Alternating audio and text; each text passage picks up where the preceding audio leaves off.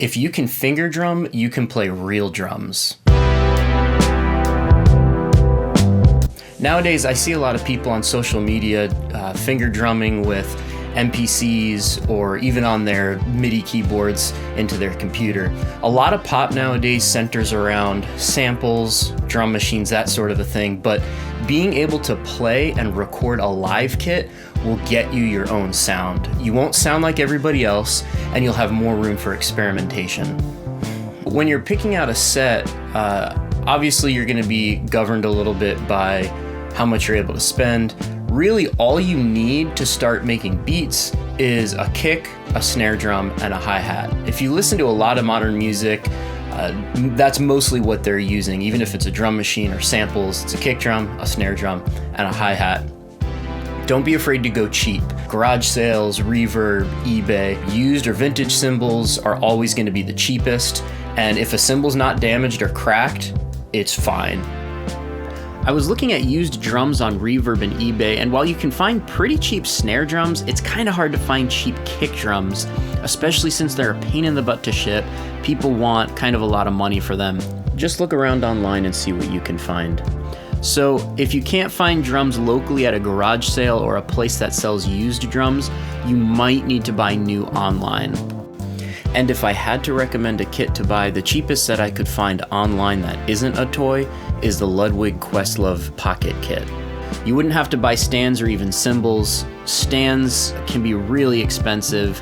The cymbals that come with them are going to be pretty crappy, so you might want to replace them. If you're not a drummer and you don't know the ins and outs of cymbals, you may not notice a difference, but cheap cymbals don't usually record very well. So hi-hat wise, if you want a good set of quality hi-hats, go vintage Zildjian. You can get a set around 150 bucks or so on Reverb or eBay. And once again, that may sound like a lot, but welcome to the drum world. Everything's expensive for drummers. So if you can't afford that, maybe stick with the cymbals from the Ludwig kit or see what cheaper hi-hats you can find on Reverb or eBay. Cymbals though, good cymbals, brand new ones especially, tend to be really expensive. Some of the higher end Zildjians go for 600 bucks for a set of hi-hats. So 150 bucks for a vintage used set that's gonna be professional B20 bronze, I think is a good bet. So if you're liking it, if you get the stuff and you're really enjoying playing it, maybe you can expand, you can add a crash, a ride cymbal or something like that. So when you're recording your set, it doesn't have to be complicated or expensive. If you're watching this, you probably already do a little bit of recording already.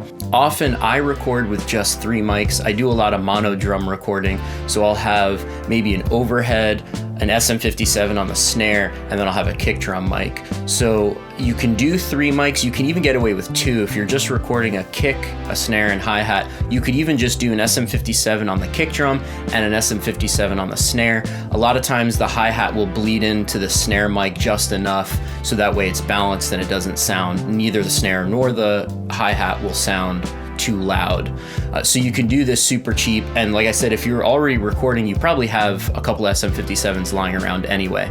But placement is key. If your room isn't treated, it should be somewhat. My studio here doesn't have crazy treatment. I've got some heavy curtains on the windows. I've got some foam in the corners to help with the bass frequencies. And then I have a lot of stuff in here, so that helps kind of diffuse the sound and absorb some stuff. So there's really no crazy reflections in here. But close miking is going to be your best bet in a less than perfect room. And once again, this room is not perfect by any means. So I tend to do a lot of close miking of drums. So close miking just helps minimize the reflections in the room. But like I said, placement is key. Try close miking. It's really not that complicated, but you'll probably play around with different positions of miking and you'll find what works best in your room. So mixing drums, once again, it doesn't have to be complicated. If you have a lot of sub bass in your song, and there's not a ton of genres that have a lot of sub bass, EDM is one that comes to mind.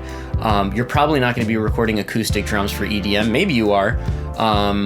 Dub or reggae has a lot of sub bass in it, but most genres don't have a ton of sub bass. So if they do though, if your song does have a lot of sub bass. Make the kick more punchy around 80 to 100 hertz, maybe just boost some frequencies there a little bit. Personally, the music I make, it doesn't really have a lot of sub bass in it other than the kick drum. So typically the fundamental or the lowest peak frequency of the kick drum, I try to keep centered around 50 to 60 hertz, and you can tune your kick drum that way.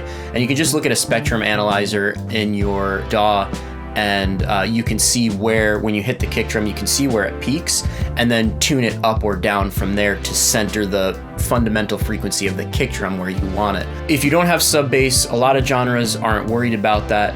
Center the kick drum around 50 to 60 hertz. Then you'll want to high pass the bass guitar or bass synth or whatever with a gentle slope at the frequency, the fundamental frequency of the kick drum. So if your kick drum is centered at about 55 hertz, high pass your bass around there and use a gentle slope so you're not scooping out too much. But then when the bass guitar, the bass synth goes down into those frequencies and it starts to overlap with the kick drum, what happens is now the volume of the bass at that frequency is a little less, so it helps the kick drum to pop out more and they're not fighting each other for space in the mix. Also, what you might want to do with the kick drum, depending on the sound, depending on the song, to get more clarity from the kick drum, scoop out some frequencies centered around 350, 400 hertz with a wide Q.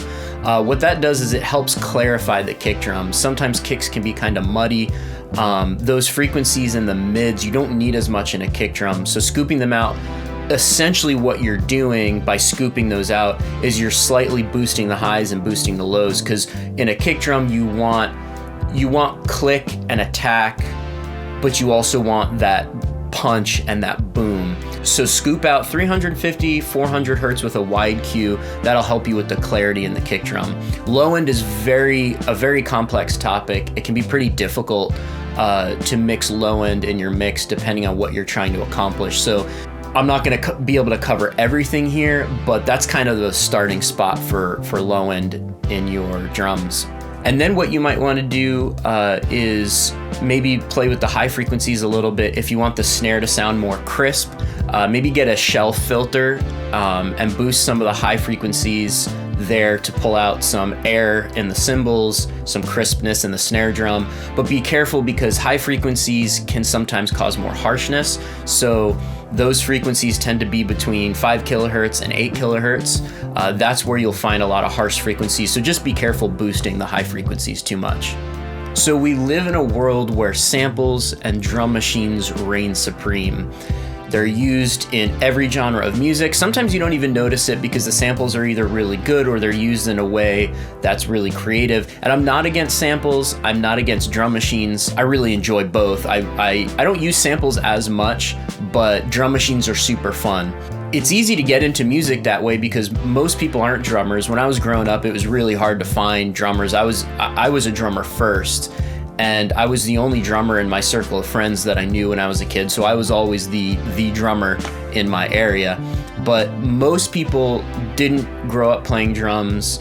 And when they're making music or they're producing something or they're writing something, a lot of times they're on a guitar or they're on a keyboard and they've got a drum machine sitting by. And that's okay. That helps you write. They're great tools. But when you're recording your own music, and you're able to record your own drums, it really gives you a totally different sound from everybody else around, because nobody has your room, nobody has your drum set, nobody has your touch on the drums, and nobody has maybe your combination of microphones. So those things really help to sound different, because I hear so much in music. I'll hear the same snare sample used in a bunch of different songs, and personally it gives me, I wish somebody would do something different, because everybody starts to sound the same.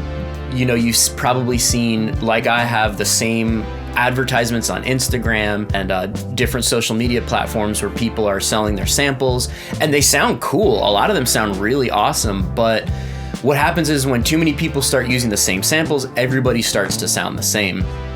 And once again, I'm not knocking samples at all, but you can make yourself sound different from everybody when you're recording your own drums. So if you can finger drum, you can play real drums. Once again, I see a lot of people doing the MPCs, finger drumming on their keyboards, and that's great because if you can do that and if you can hold the beat on those things, you can definitely play drums. So do it. Grab a junky drum kit, learn how to play it, learn how to record it. You'll develop your own sound and you'll elevate your music above what you think you can do. So give it a shot, keep recording, and keep making music. Please like and subscribe. Check out my music on Spotify, Apple Music, and anywhere else that you stream music. You can follow me on Instagram too. I'm always posting stuff that I'm doing around the studio on a day-to-day basis. So thanks again for watching.